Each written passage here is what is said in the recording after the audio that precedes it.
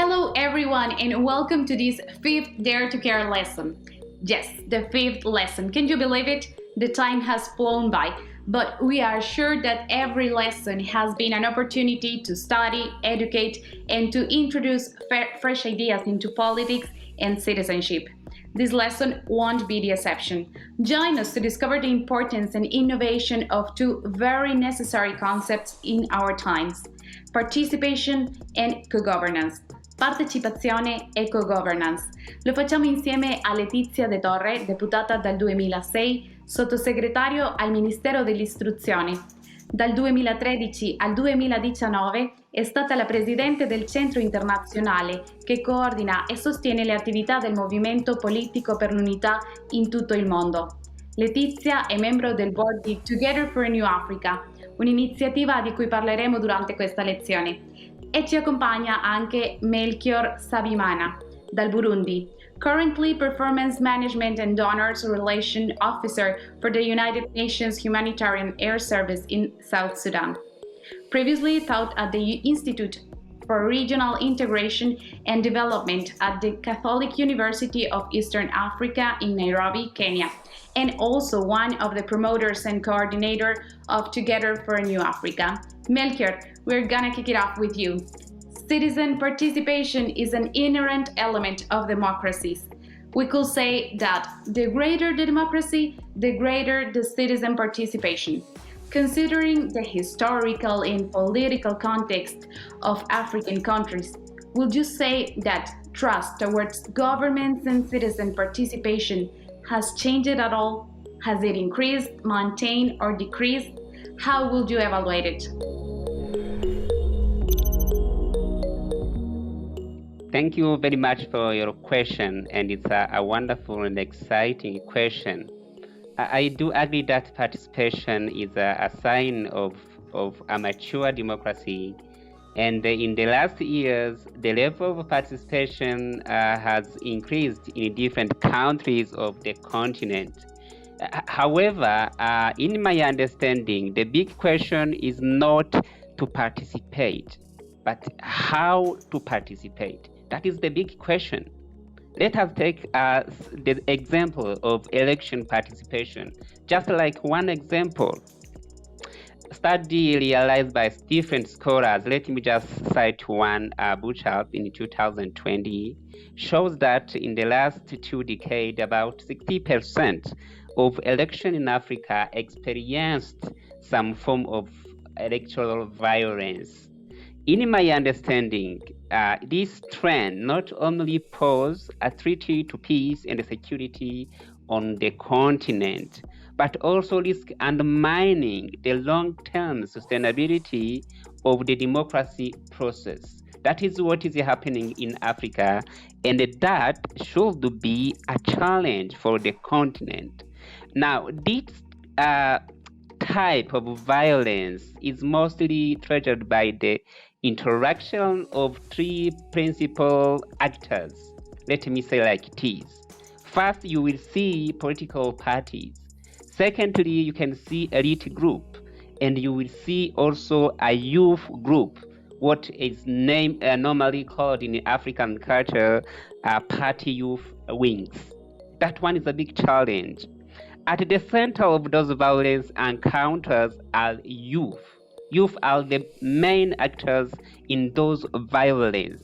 Many societies in contemporary Africa are now coming to terms with the fact that youth question, if not fully addressed today, are ticking time bomb ready to explode. This is an analysis from different scholars, and it's a worry for the whole continent. This concern is neither unfounded nor misplaced, not just because more than two-thirds of the continent population are under 35 years. You can imagine, if we're talking about a population where 60% are under 35 years, means the youth represent the main and the biggest challenge for African continent. Now, but more importantly, because a plethora or young engagement are creating progressive or regressive. This is a concept which must be understood. You will see that majority of young people, their participation can make progress or regress. That is the reality. Therefore, the real question, in my understanding, is no longer to participate, but how young people can participate for an African development. That question have been fundamental for my life. Really, what can be a good participation for our democracy process? Melchior, just let me say, one thing is that you realized your contribution was fundamental, but how did you decide to get down to work? I decided to participate personally, starting by my studies, where I focused on democracy in Africa. That was for a master's program, for my PhD program, where I was focused on understanding which kind of challenge our continent are facing and what should be my personal contribution. Once it was clear for me, I tried to convince my fellow starting on my university in Sofia in Italy, where I was studying. Together, we have understood that we are responsible for defining a better future for Africa, rather than just looking at my own career. That was our conviction. Soon, with my fellow, we identified bad leadership as a root for most of the major challenges of our continent, our Africa. Then we decided to propose a training path focusing on responsible global citizenship and leadership for youth with the leadership potential.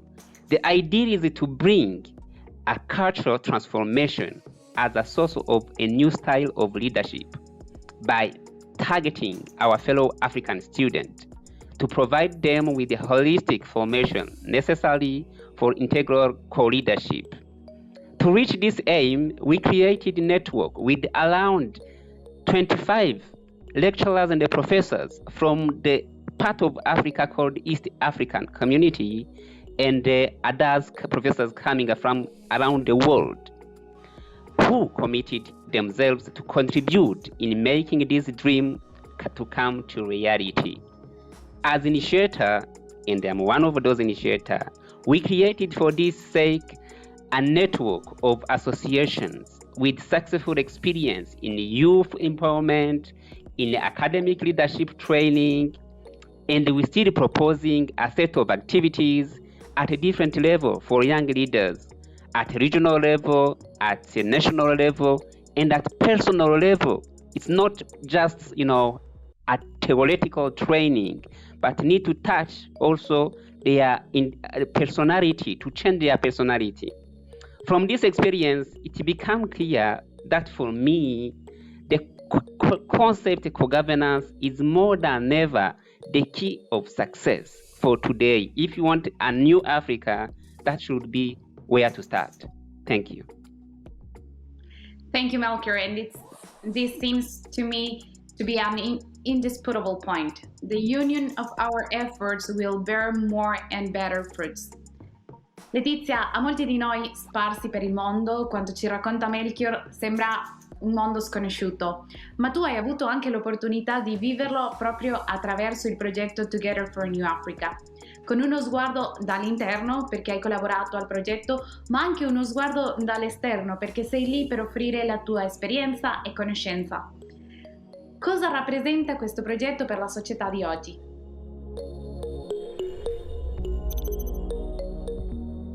Sì, davvero ho la grande fortuna di contribuire a questo progetto. Come ha detto Melchior, vogliamo formarci ad un nuovo tipo di leadership che risponda profondamente alle esigenze di oggi.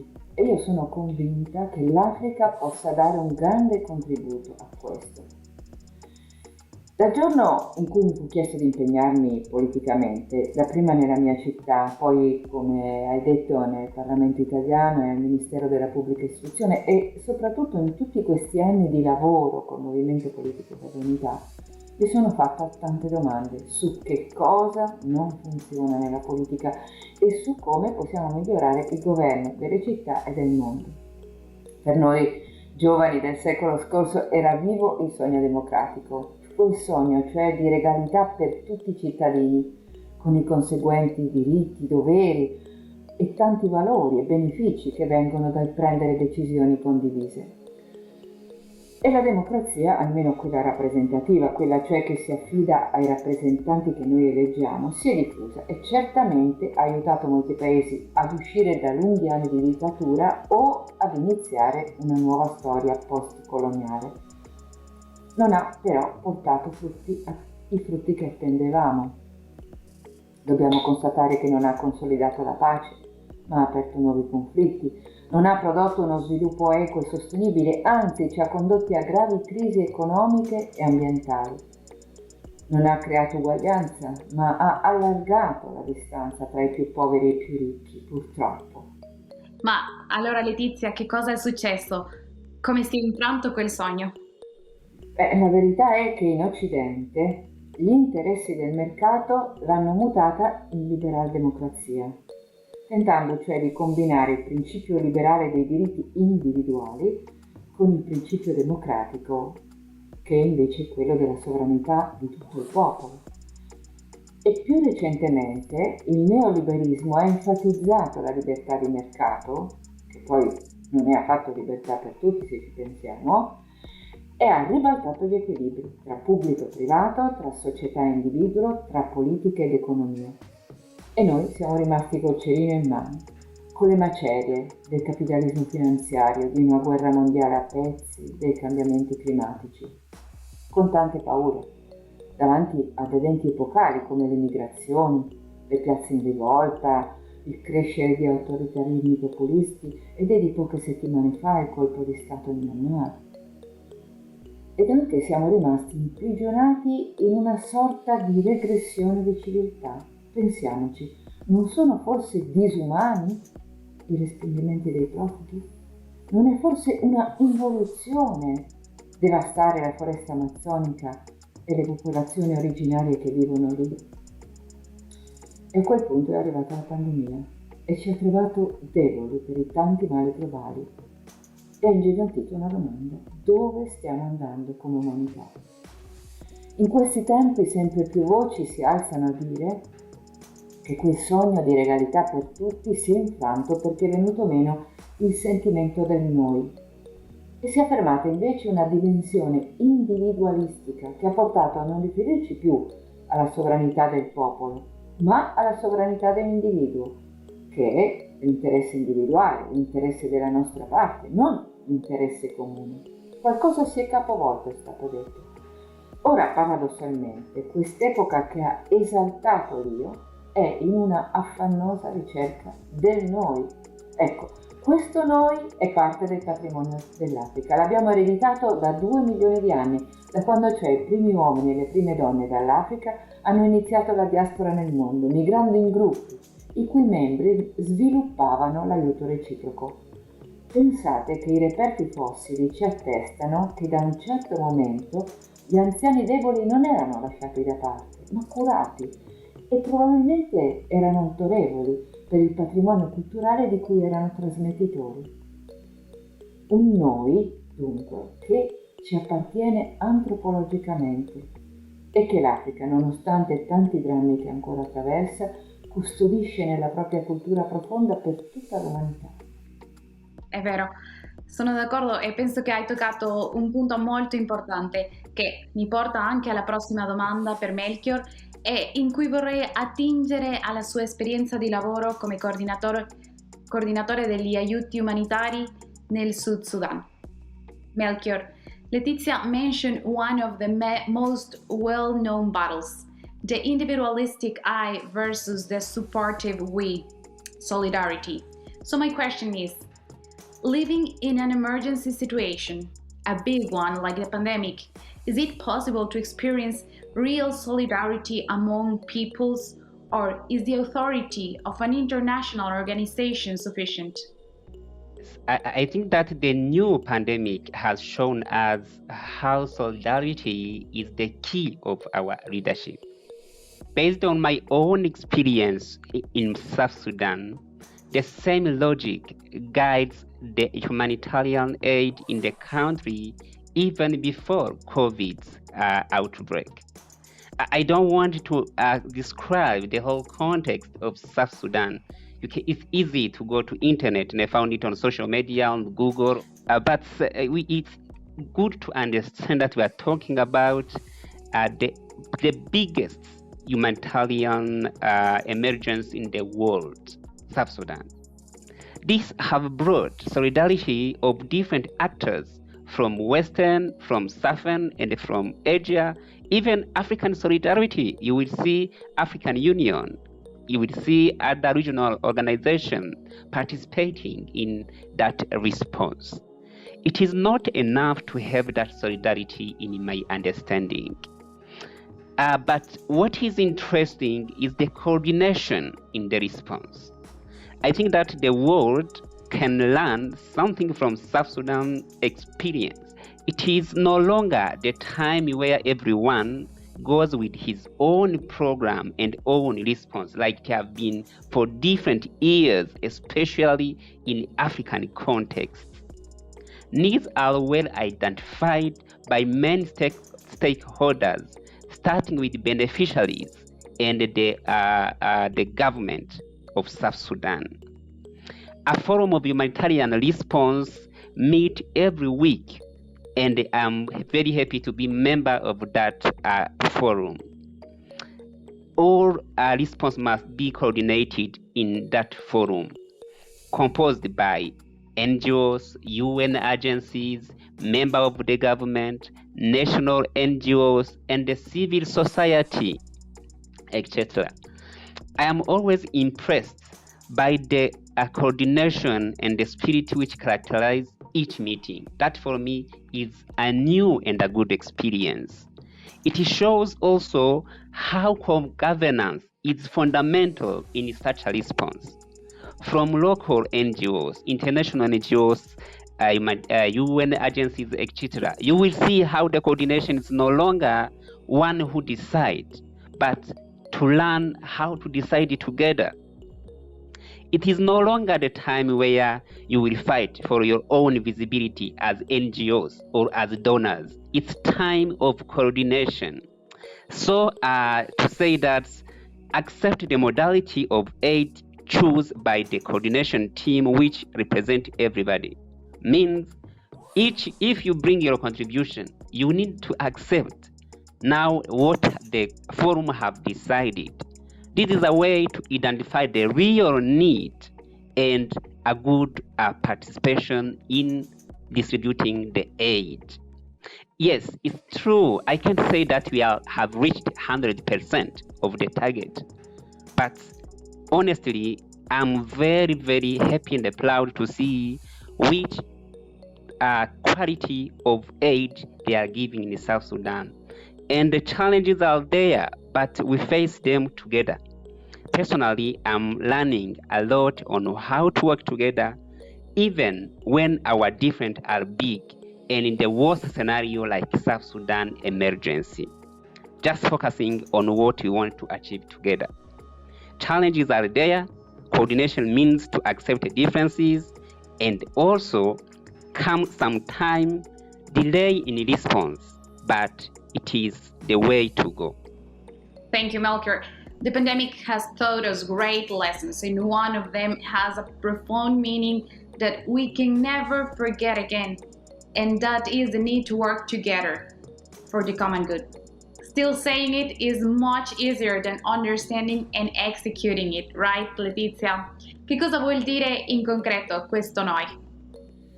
Molti già prima della pandemia hanno messo in luce che c'era un recupero di questi noi. Stava avanzando qualche cosa di nuovo. Per esempio, in tante città si trovano tante buone pratiche che spostano le decisioni fuori dai palazzi del potere, che cominciano a coinvolgere gli attori della città per cooperare a piani, a emergenze, alla tutela di beni comuni, pensiamo ad un parco, una scuola, alla gestione dell'acqua, alla sicurezza di un quartiere. C'è chi ha scritto addirittura dell'ascesa di un'epoca collaborativa. Altri l'hanno chiamata l'era della condivisione. È qualcosa che emerge a tutte le latitudini, con intensità diverse, ma con caratteristiche molto simili. E attenzione, credo che questo possa essere davvero quel capovolgimento dall'io al noi nel concetto stesso di governo, perché afferma che il governo migliore non è quello del leader capace, illuminato, che ha in mano il potere anche di servire la città, intendiamoci, e andrebbe già tanto bene, pensando a come sono lasciate andare in decadenza alcune delle nostre città. Ma no, il migliore è il governo collettivo, dove la leadership è davvero una regalità di tutti i cittadini e la capacità della città come sistema di avere una visione comune e di intraprendere azioni comuni, di porre ciascuno nella condizione di prendersi cura della città.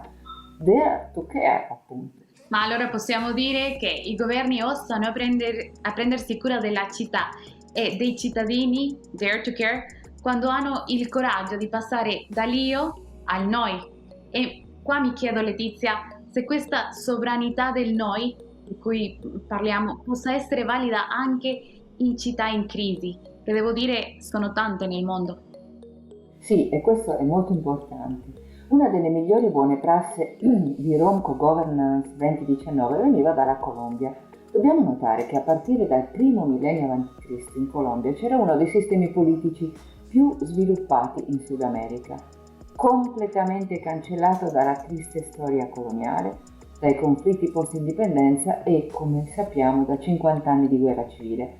Ebbene, proprio a Medellin, città cartello del narcotraffico, si sta con successo portando avanti un percorso di urbanistica sociale e partecipata in quartieri molto difficili che si stanno via via trasformando.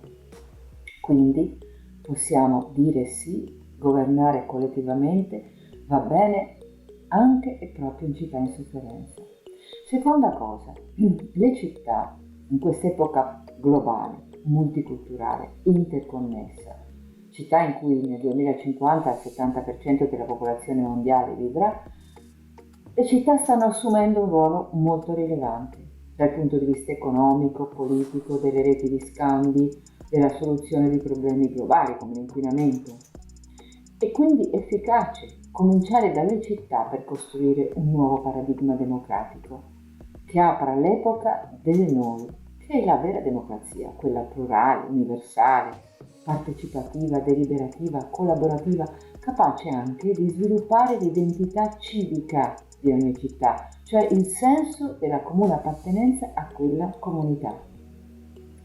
Il patto per una nuova governance impegna sia chi agisce dalle istituzioni, pensiamo ai politici, i funzionari, gli esperti, sia chi agisce in tutti i luoghi vivi della città, quindi pensiamo alle comunità di quartiere, ai cittadini attivi, ai giovani, alle associazioni, i media, le realtà culturali, economiche e sociali, tutte le realtà della città, impegna le istituzioni e tutta la città ad agire in stretta collaborazione.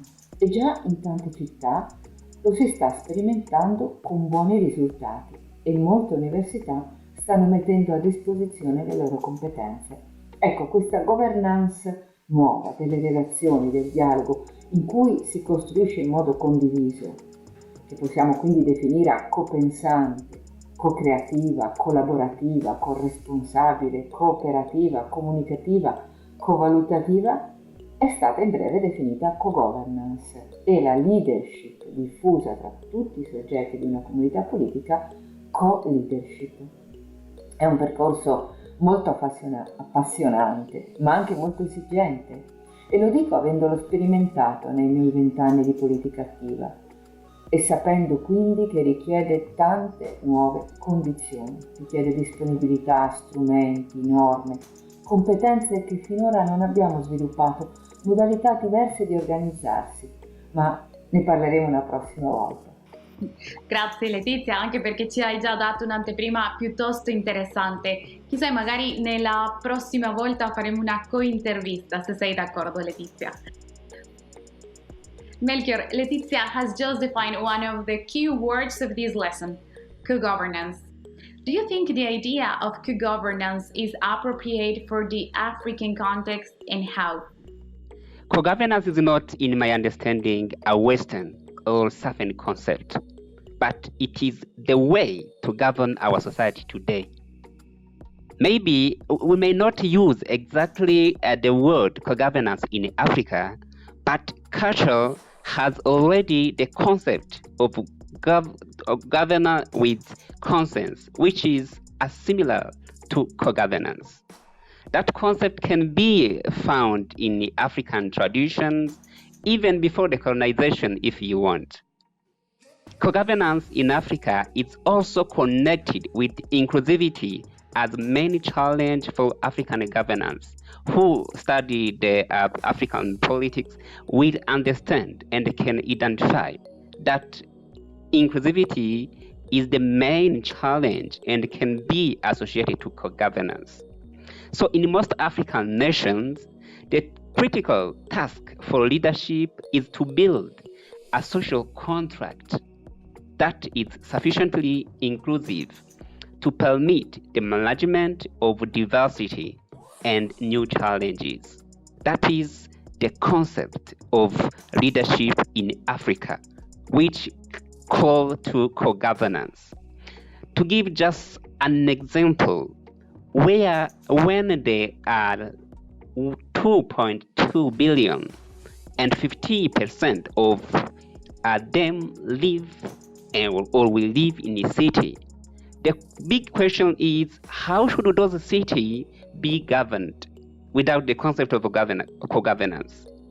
What policy and laws should determine relations between farmers and urban, between farmer and elders, between diversity identity groups living in close proximity and encroaching on each other farmland, and between public officials, criminal networks, and ordinary citizens?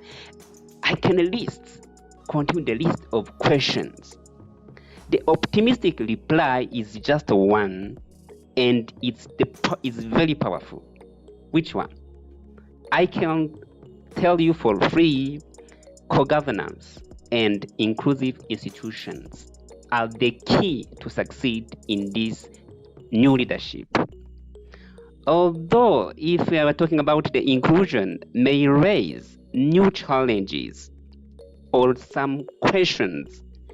Now, here we ask ourselves, should the priority be to achieve inclusion of diversity elite? Because sometimes we will see fighting between elites. So if we include those elites who are fighting, are we resolving the problem? Or if we include all ethnic are represented, are we resolving the problem? Or confessional institutions, constituencies like religions, are we resolving the problem? Now, should inclusion be an ongoing process or a single event? We say we do election, we have included everybody, and that is all. Building an inclusive political system also raises the question of which level or what level of the society to include and how to ensure that local community are well represented and their voice is heard. This is a big challenge to get those leaders, to be able to get those leaders for a good co-governance is what Together for New Africa is doing, in my understanding, to train good citizens. It's what here in Dare to Care we are doing. What you are promoting is exactly what is needed for a co-leadership, for a co-governance. You need to have trained citizens. You need to have trained politicians. You need to have trained elite for that co-leadership. Is now today, this evening, is what we are doing. and see what Together for New Africa started to form.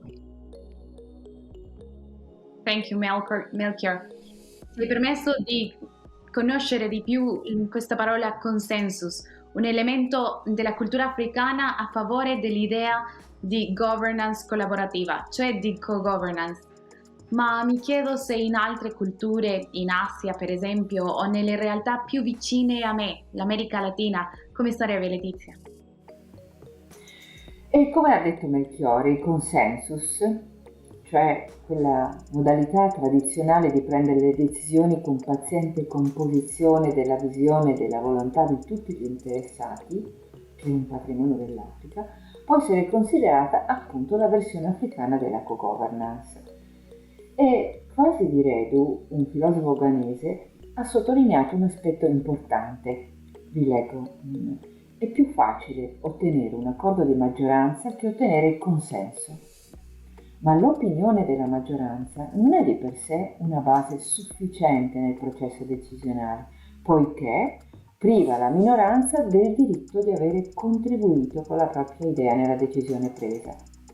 Attualmente vi è un dibattito in corso in Africa sul fatto che questa modalità di prendere decisioni col consenso possa funzionare anche in società multiculturali.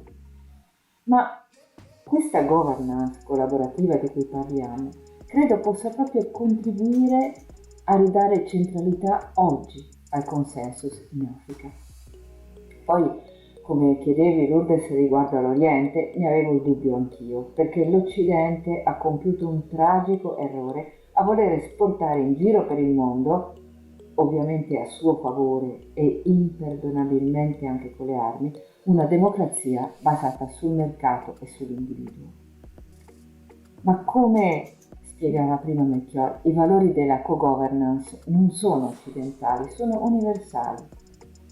E io sono sempre stupita delle aspirazioni politiche dei vari popoli quando le leggo.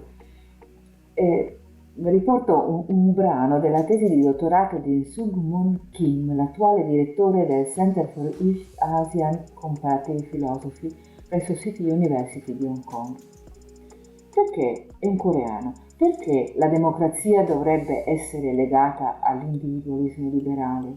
Detto diversamente, perché la democrazia coreana per il suo consolidamento dovrebbe essere una democrazia liberale individualista?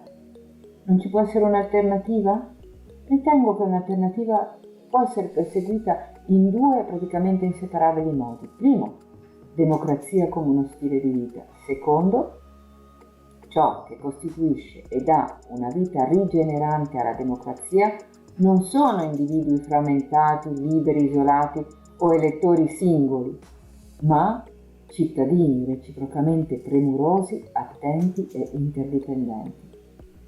Ma poi, andando in America Latina, da dove tu parli, Lourdes, la commissione preparatoria di Brasil Co-Governanza 2021, autunno prossimo, ha messo in evidenza che i paesi latinoamericani usciti da difficili esperienze di dittature militari sono profondamente segnati dalla figura del capo che nell'immaginario popolare risolverà tutti i problemi. Ma il potere incentrato su pochi leader forti cade facilmente nelle mani di ricchi privilegiati che non promuovono politiche pubbliche per la maggioranza della popolazione, che invece ha enormi bisogni. In America Latina la forza dei lavoratori difesa, dei senza casa, dei senza lavoro, dei popoli originari, di chi chiede giustizia e legalità, sta nell'agire insieme in quei tanti movimenti popolari attivi. Occorre però mettere in relazione queste istanze popolari con istituzioni rinnovate e l'America Latina aspira a questo da oltre 30 anni.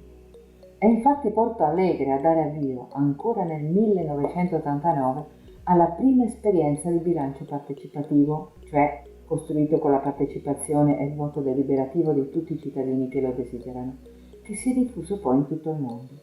Questi due elementi, partecipazione e deliberazione, sono essenziali nella co-governance. Grazie Letizia, perché facciamo anche con Eco-Governance un giro per il mondo per scoprirla e conoscere di più. Our Dare to Care campaign is composed of 3 stages: learn, act, and share. This lesson, for example, is part of the training we have learned. But how do we bring it to life? I mean, the act part. Melchior, I think the Together for New Africa project is a clear example of how to put hands on, how to move from theory to action. My question is, from your experience, how can we start? And in the case of Together for New Africa, what are the effects of this action? I think that is important. You have touched the real point. Always start with learning, is what Dare to Care is doing right now. But it's not only learning. After learning, it is always important to build a team. We come back again to co-governance or to co-leadership. No matter how many you are, from my experience, you can be 5, as you can start with 20 people or more. The number doesn't matter. What is fundamental is to start together and coordinate your action. At micro level, it is a kind of a co-governance. I remember when we started Together for New Africa initiative at Sophia University, we were 15 students from Africa. But after explaining, design, trying to understand what could be our action, many people dropped out. We remain only 8 students, determined and convinced to work together to achieve the goal. So there is a determination, no matter that if people are dropping out. So we were too small to think about a big initiative involving different actors, but we were convinced that we can make a change no matter how we start. Just for instance, we started the idea in 2016, but the first summer school was in 2019, after 3 years of the thinking and the struggling to get funds. From that experience, I can just tell you for free that I have learned some lessons. Number 1, to be patient and don't give up even when things is not working as you have planned. Second lesson, start to do something at your level without waiting outside contribution. I remember very well when we started to organize the first meeting, because we said this meeting must be taken in Africa. We were in Italy. Now, how to get money to organize that meeting? Flight ticket, where to get money? We started ourselves organizing some dinner for fundraising, organize some small activities to get money to start financing the project on our costs, and involve beneficiaries.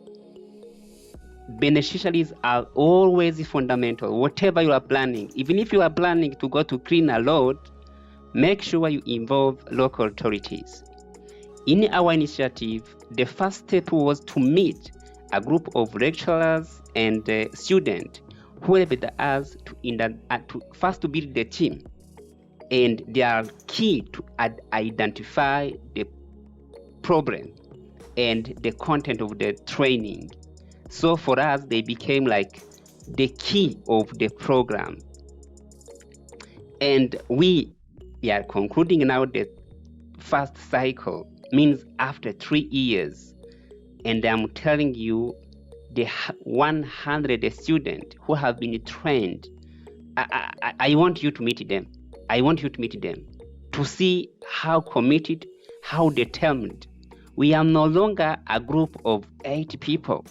You should see how those students, they became leaders. They organized national training, how they were involved, their contribution. So in my understanding, it's not difficult to start an initiative. We have learned from Dare to Care what is a leadership. Now it is just to start with a small step, with a small group. And from there, you will see shining. And tomorrow maybe you will have 100 or 200. Thank you. Siamo quasi alla fine, ma chiedo anche a te, Letizia, come iniziare e soprattutto chi può farlo? Un giovane che studia, un operaio che torna stanchissimo da lavoro, una piccola associazione, cosa possono fare? Ecco, alle importanti indicazioni di Melchior vorrei aggiungere 3 piste. La prima, tutti i grandi cambiamenti sono iniziati dalla forza di grandi idee, ma ancora di più dalla forza di pochi che hanno cominciato a praticarle. Ecco, noi siamo più di pochi, siamo tanti e ogni giorno possiamo uscire di casa e partecipare e osare prenderci cura del bene comune. E poi anche lì dove noi trascorriamo la nostra giornata, un'università, un progetto a cui lavoriamo, un'associazione, una fabbrica, possono, anzi dovrebbero essere governate in una modalità cooperativa per diventare cellule vive della città. Seconda cosa, prima dicevo che per una co-governance servono molte nuove condizioni. Ecco, tutti i giovani che studiano ancora, sarebbe interessante affiancassero queste competenze al proprio percorso universitario, ma anche tutti noi adulti dobbiamo allargare lo sguardo, aggiornarci, acquisire queste nuove competenze, questo è di enorme importanza. Terza cosa, e poi all'improvviso ci può essere affidata una responsabilità pubblica, come è capitato a me, come avete sentito in un'altra lezione del Pathway, è successo ad esempio a Mario Bruno, chiamato a fare il sindaco di Alghero, come capita in questo momento a Melchior, in Salenano. Ecco, in quel momento, vi assicuro, non ci si può improvvisare. Noi possiamo contribuire a un cambiamento solamente se nel piccolo di ogni giorno, nella nostra storia precedente, abbiamo saputo cambiare noi stessi e trasformare alcune cose intorno a noi. Ma voi direte, davanti a questa enorme prova della pandemia ogni sforzo può sembrare piccolissimo, insufficiente. È vero, saranno gocce, ma il mondo è in una continua evoluzione. Cammina, alle volte molto faticosamente, ma cammina verso relazioni sempre più strette. E queste gocce che noi possiamo si uniranno, avranno la forza. Pensiamo a tutte le interconnessioni globali e anche alla consapevolezza che la pandemia ci dà di essere tutti piccoli, fragili, però tutti parte di un'unica grande realtà. Non nel senso di uniformarci, ma nel senso di accoglierci, di condividere i beni, di apprezzare la cultura dell'altro, di amarci scambievolmente come popoli, fino al punto di cooperare, perché, diventati consapevoli, di essere parte di un'unica umanità. Vi leggo una breve cosa. Se un giorno i popoli sapranno posporre loro stessi per quell'amore reciproco fra gli stati, quel giorno sarà l'inizio di una nuova era. Lo ha scritto con grande coraggio alla fine del secondo conflitto mondiale Chiara Lubich, la cui cultura dell'unità ispira profondamente l'idea di co-governance. Ebbene, io alla fine devo dire che questa esperienza dura della pandemia che viviamo ci fa capire che è molto urgente fare rete con tutti coloro che lavorano in questa direzione, per la collaborazione, per la condivisione, per il dialogo, per costruire insieme l'era del noi, cioè un'era in cui le città e i popoli vivono in relazione tra noi e con la nostra casa terra che ci ospita. Grazie Letizia. And I have to say I am very, very grateful for this opportunity to meet you, but especially because you have been people who have dared to take care of politics, participation and co-governance from the inside. Grazie Letizia ancora una volta e grazie Melchior.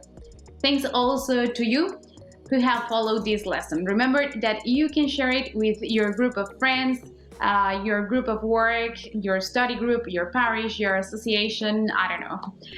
You can also do it through our social networks or your social networks, so you can share it and use the hashtag #DareToCare. So thank you and see you next time. Thank you to everybody.